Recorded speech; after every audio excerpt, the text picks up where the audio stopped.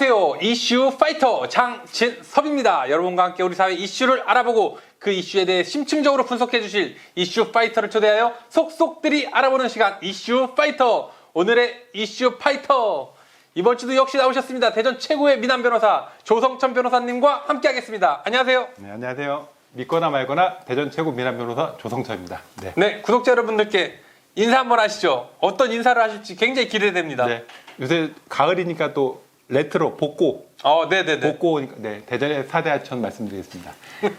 대전천, 갑천, 유등천 그리고 조성천의 그 조성천입니다. 네. 자, 오늘의 이슈 어떤 이슈를 가지고 오셨나 봤더니 얼마 전 넷플릭스 드라마 소년 심판에서 많은 이슈를 불러일으켰던 촉법 소년에 대한 또 역시 법률가로서의 또 내용을 가지고 오셨습니다. 그 기본적인 개요 잠깐 설명 부탁드릴게요.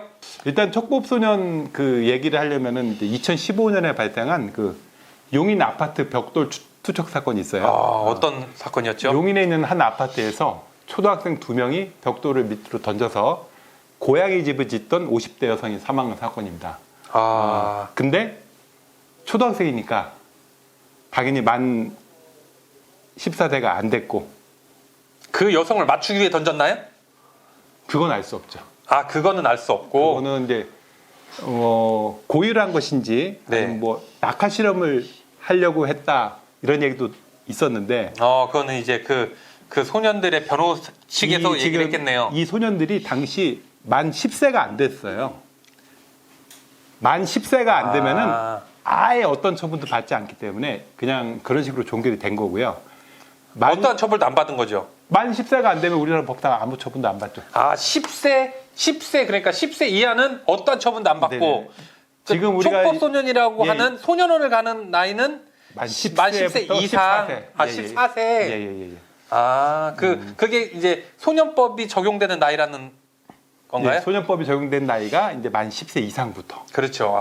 네, 그래서 이제 촉법 소년에 대한 논의가 나오는 건데 요새 이제 촉법 소년들이 범죄도 많이 하고 그렇죠. 흉포화된 거죠. 근데 그렇다면 10세 이하는 어떠한 죄를 져도 처벌을 못 받지 않습니까?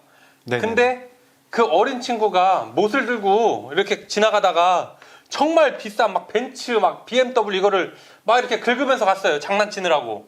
그 친구는 근데 처벌을 받을 수 없습니다. 이럴 경우에는 어떻게 이 진행이 될까요? 네네. 피해자는 그 가해자가 지금 10세 미만이라 그렇죠. 처벌 안 받기 때문에 형사적으로는 그 처벌을 물을 수 없고, 근데 민사적으로 그 애 부모한테 이제 그 책임을 물을 수가 있는데요. 근데 이건 이론적 가능성인 게 왜냐면은 부모가 돈이 없으면은 실질적으로는 피해 회복이 안 되거든요. 그렇죠. 그러니까 법적으로 소송을 제기해서 판결은 이길 수 있겠죠. 당신 아들 딸을 잘 보호 감독하지 못해서 이렇게 범죄를 저질렀으니까 책임을 져라 이렇게 판결이 예를 들어 뭐 도 한 2천만 원 지급하라 이렇게 판결이 날 수도 있잖아요. 네네. 근데 문제는 우리나라 민사 소송은 이긴다고 집행이 되는 게 아니잖아요. 집행은 이 사람이 돈이 있어야 그렇죠. 2천만 원을 안 주면 내가 집행을 하는 거잖아요. 아파트나 뭐 토지나. 네. 근데 압류를 하고 뭐 그렇죠. 그러니까 가해자의 부모가 돈이 없으면 민사적으로도 사실 큰 의미는 없죠. 네. 또 그런 부분에 있어서도 좀 법에 그러니까 벤츠 차주 입장에서는 긁은 애가 좀 있는 집 애익을 바라야죠.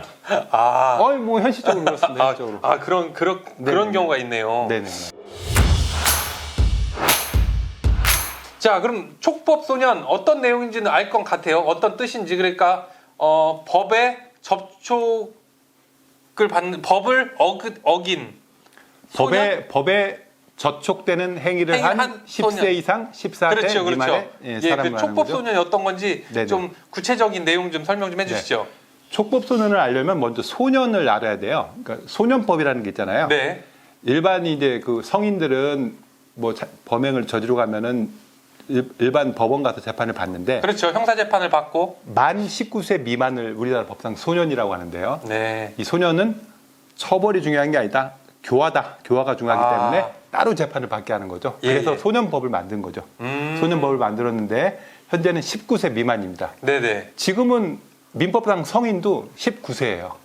그렇죠. 예, 19세. 예, 만 19세 미만은 이제 소년법에 적용을 받는데 아까 말씀드린 것처럼 만 10세 이상에서 만 14세. 네. 그러니까 이게 지금 인터넷에 잘못된 데가 많아서 참고로 말씀드리면은 정리해서 말씀드리면은 만 10세 미만은 어떤 뭐 살인에 저질렀든 뭘 했든 처벌을 하지 않습니다. 아, 처벌을 받지 않고.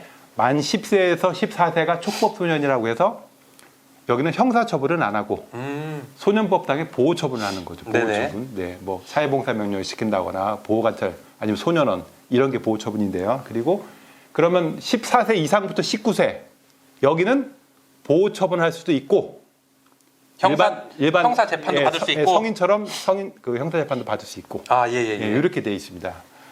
그래서 형법에 이제 형사 미성년자라고 해가지고 14세 미만의 행위는 벌하지 아니한다 이런 규정이 있는데 다른 나라에도 비슷한 규정이 있어요. 그래서 저희 나라가 이제 주로 독일하고 일본 법 체계를 대륙법 체계를 갖고 있기 때문에 독일하고 일본도 이제 만 14세고. 그렇구나. 그리고 보니까 캐나다는 만 12세, 프랑스는 만 13세, 그리고 영국이 만 10세고요. 미국은 만 7세부터 만 14세인데 주가 많잖아요. 그렇죠. 주마다 거기는 틀립니다. 주마다 다를 수 있겠죠. 그래서 이제 14세 이렇게 돼 있는데 이게 이제 형사 미성년자랑 촉법 소년하고 약간 연동이 돼 있는 거죠. 그래서 형사 미성년자를 이 14세를 낮추자는 논의는 아직 없는데 촉법 소년은 낮추자는 논의가 있는 거죠. 아, 그렇죠. 촉법 소년은 낮추자. 법을 어긴 소년들에 대한 처벌은 좀 더 낮춰서 처벌을 할 수 있게 하자. 그런 논의가 지금 나오고 있는데 왜냐면은 워낙 흉흉한 세상이라. 그러니까요. 이 중학생 어린애에 저지러지는 그 흉폭한 범죄가 증가하기 때문에 이런 논의가 나오는 거죠. 그렇다면 이 촉법 소년에 대한 연령을 좀 낮추자 이런 논의가 아까도 잠깐 얘기는 했지만 그런 논의가 있습니다. 그것이 이제 찬반론이 당연히 있겠죠. 그거에 대해서 찬성 쪽과 이제 반대로 이제 반대하는 쪽에 대한 내용을 살짝 좀 말씀을 해주시면 저희들이 이해가 좀 빠를 것 같습니다. 일단은 찬성론에 논 거 중 가장 중요한 게 계속 얘기하지만은 촉법소년 범죄가 계속 증가하고 있고 흉포화되고 있다. 아까 뭐 중인은 건드리지 마라. 뭐 이런 말 나올 정도로. 지금 안 건드리고 계시고. 못 건드리고 있습니다. 집에서. 그리고 이제 또 하나는 여론조사를 해볼 거 아니에요? 여론조사를 해보면은 압도적으로 높다는 거죠. 촉법소년 좀 인하해라. 낮춰야 된다. 왜 처벌 안 받냐? 낮춰라. 뭐 이런 여론조사 결과가 많고 그리고 이제 우리가 사회생활 해보면 알겠지만 만 14세가 지금은 어린 나이가 아니라는 거죠. 어린이가 아니다? 벌써 알 거 다 안다 이거죠? 그때 그 형법을 53년에 만들었다고 말했는데 이 소년법도 58년에 만들었어요.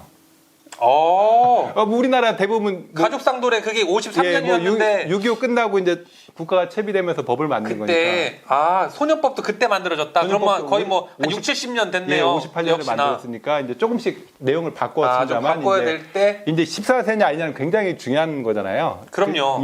그런데 이제 지금이 어느 시대입니까? 우리나라 인터넷 세계 제일 강국에다가 SNS를 모든 걸 다 보고 있고 오주 가면 지금 경찰이 뭐 범행 단속하러 가면 얼마 전에 금은빵 나 촉법인데요? 딱 첫 마디가 그거라는 거예요. 나 촉법이에요. 건드리지 말라 이거죠. 나 교도소 안 간다.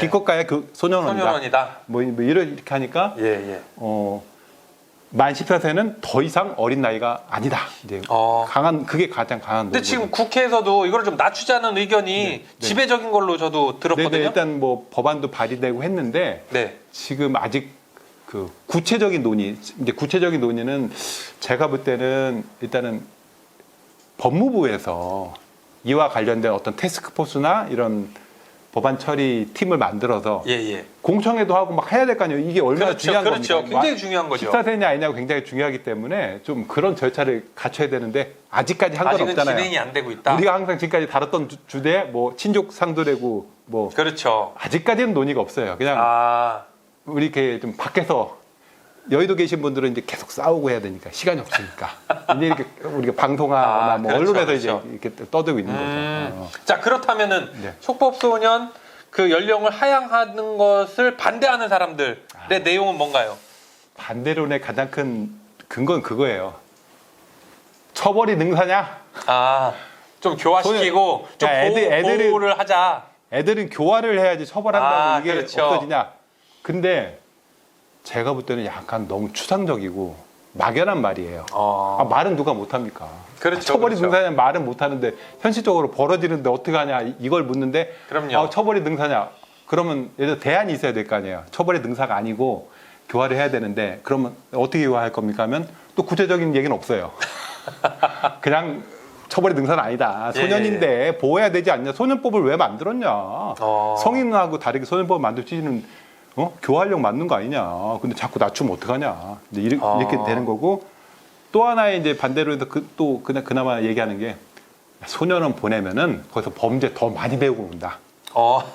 그런 거죠, 항상. 예? 지금 소년원. 그 영화를 너무 많이 본 거 아닌가요? 영화 보면은 막 거기서 열쇠 막 따는 법 이런 거 배워갖고 나오고. 참 제가 그 말씀 드리려고 했는데 슬기로운 감방생활이라고 또 몇 년 전에 했잖아요. 네네네. 그걸 보고 진짜 특히 여자분들이 이 교도소 생활을 잘 환상에 젖어서 저렇게 인간적인 스토리를 가진 사람들이 억울하게 와가지고 서로 이렇게 도우면서 인간적으로 휴머니즘 이렇게 생각하더라고요. 절대 그렇지 않습니다.